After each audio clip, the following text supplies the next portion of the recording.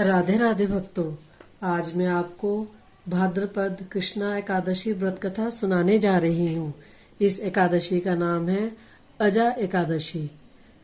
कुंती पुत्र युधिष्ठिर कहने लगे, हे जनार्दन, भाद्रपद कृष्णा एकादशी का क्या नाम है तथा उसकी विधि और महात्म्य क्या है। भगवान श्री कृष्ण कहने लगे कि सब प्रकार के समस्त पापों को नाश करने वाली इस एकादशी का नाम अजा एकादशी है।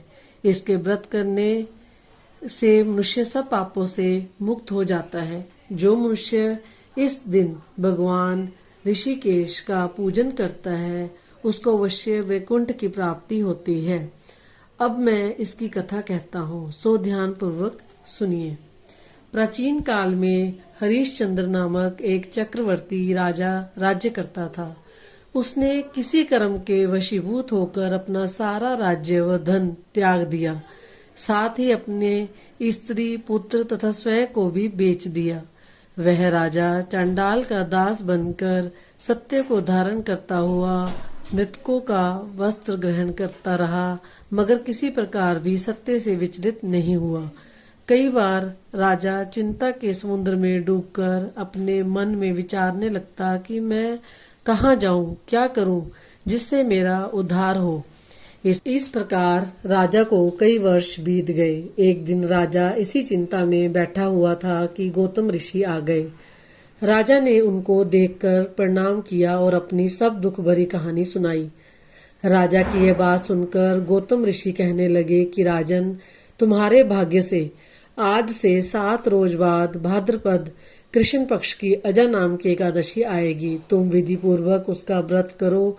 इस व्रत के पुण्य के प्रभाव से तुम्हारे समस्त पाप नष्ट हो जाएंगे। इस प्रकार राजा से कहकर गौतम ऋषि तो उसी समय अंतर्ध्यान हो गए और राजा ने उनके कथन अनुसार एकादशी आने पर विधि पूर्वक व्रत व जागरण किया। उस व्रत के प्रभाव से राजा के समस्त पाप नाश हो गए। स्वर्ग से बाजे बजने लगे और पुष्पों की वर्षा होने लगी। उसने अपने मृतक पुत्र को जीवित और अपनी स्त्री को वस्त्र तथा आभूषणों के युक्त देखा। उस व्रत के प्रभाव से उसको पुनः राज्य मिल गया और अंत समय में अपने परिवार सहित स्वर्ग को गया। हे राजन, यह सब अजा एकादशी के प्रभाव से ही हुआ है। अतः जो मनुष्य यत्न के साथ विधि पूर्वक इस व्रत को करते हुए रात्रि जागरण करते हैं, उनके समस्त पाप नष्ट होकर अंत में वह स्वर्ग लोक को प्राप्त होते हैं। इस एकादशी की कथा के श्रवण मात्र से अश्वमेघ यज्ञ का फल प्राप्त होता है। राधे राधे भक्तों, तो ये कथा आप अवश्य सुने और दूसरों को भी सुनाएं। इसका फल आपको अवश्य मिलेगा। श्री विष्णु भगवान की जय।